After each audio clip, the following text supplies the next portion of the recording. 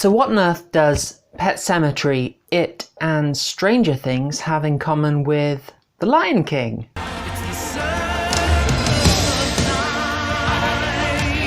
It Chapter 2 is coming out in September, and I'm really excited because I absolutely love Chapter 1. I think it did so much right, and the box office showed that I am far from alone in this opinion. It Chapter 1 did what I'm really hoping to do with this channel, which is get people to love horror films. The reason we're getting It Chapter 2 is really straightforward. The book is hella long, and Chapter 1 made a whole ton of money. The reason we got Chapter 1, that's a whole lot more interesting. That's a little twisty-turny tale that I'm going to take you through. And to do that, we're going to have to go back to 2009, which is when production started. Cast your mind back then, and even though there's been a fairly consistent stream of Stephen King adaptations, the quality has been diverse, adventurous, broad-ranging. There's been some stinkers. Now, there'd been a couple of runs of successful ones. So in 2007, you had both 1408 and The Mist.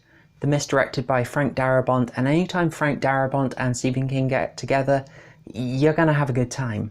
And 1408 did okay at the box office, but there hadn't really been a massive hit in the adaptations since 1999's The Green Mile, another Darabont-King collaboration. So what do? You look into the backlog and you probably think, okay, we're going to go for the big names.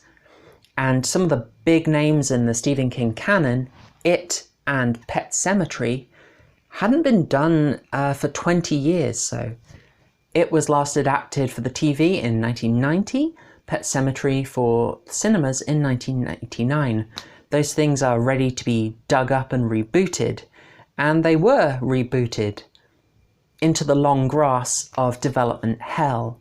It starts production in 2009, Pet Sematary starts production in 2010, and nothing happens. Absolutely nothing happens. Even with the approval from Stephen King, there's no agreement on how to take It Chapter 1 forward, even though the director at the time, Cary Fukunaga, was really keen on it. They couldn't agree on the direction until 2015, which is when production and filming starts on Stranger Things, which, if you haven't heard of it, is about a group of 5 unpopular and yet pretty photogenic young teenagers who band together and battle a supernatural force in their hometown in small-town America. And that seems to have given a jump start, or jump scare, to the producers of it, the new producer and new director, Andy and Barbara Muschietti, who decide that they now could go ahead with It, which, let me remind you, is a tale of 7 unpopular and yet fairly photogenic young teenagers who band together to battle a supernatural force in their small American town. Oh, hey, this guy looks familiar.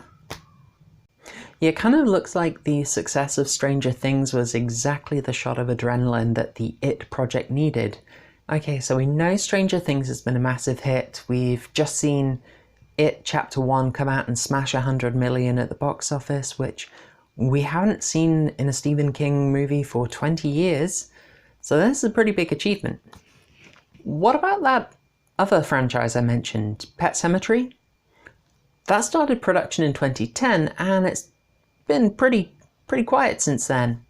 So after 7 years of being dormant and absolutely stuck in development hell with no movement whatsoever, there's suddenly this burst of life and the project is resurrected. Within 18 months of that September 2017 success of It Chapter 1, Pet Sematary's back to life, baby, and comes out in April 2019. Let's move beyond scheduling coincidences and production cycles to what I find really interesting here, which is how these productions influenced each other and changed each other. Stranger Things is massively influenced by those early Stephen King adaptations.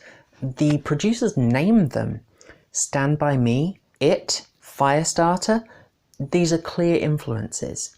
And this massively successful production then manages to pull the It remake out of development hell. So the classic It, set in the 50s, influences Stranger Things, which then influences the It remake.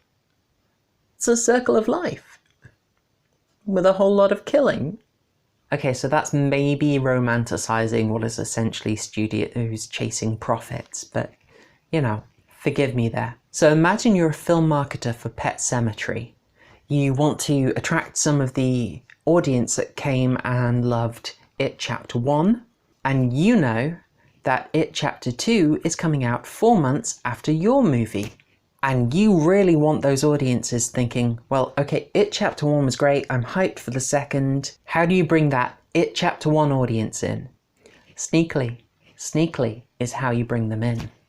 Okay, there's already a good connection. The films come from the same source, the same author, they are the same genre, but they are also really different. It is about a band of young teenagers, and Pet Sematary is a much gloomier tale, really just focusing on an isolated family. There's quite a lot of difference and no clowns. So how do you hook the It fans? With this poster. So It is highlighted in red, lots of attention on that obviously, that's not too surprising. And who is the focus of the poster for Pet Sematary? It is 5 young teenagers, what do you know?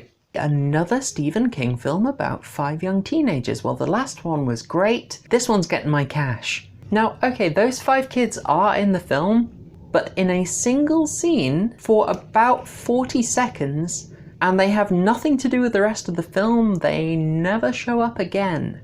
But don't worry about that, the idea's already in your head. This is just like It, Chapter 1. It's gonna be great. Okay, so that is sneaky film marketing, but ultimately, I really loved those adaptations. And if that little bit of subterfuge got more people to see them and start enjoying horror, then you know what, you stay chaotic good. Now I'm hoping to do a fair bit more on both of those films, in particular a deeper analysis, a longer look at Pet Sematary, because I think there is a lot to say about it. There is a reason why Pet Sematary is one of the big names of the Stephen King canon, and so I'll cover that in a lot more detail. And, you know, film the video with the theme song, gratuitously. Ultimately, what I'm hoping to do is share my slightly weird love of horror films and get people to see that they are actually really accessible. You can have a good time with them. If that sounds like your sort of thing, subscribe to stay up to date. I would really appreciate it if you went and left a comment, tell me what you liked, if you thought I was stretching my points, and if there are any other interesting connections between the Stranger Things universe and Stephen King universe that I didn't cover. All right, see you next time.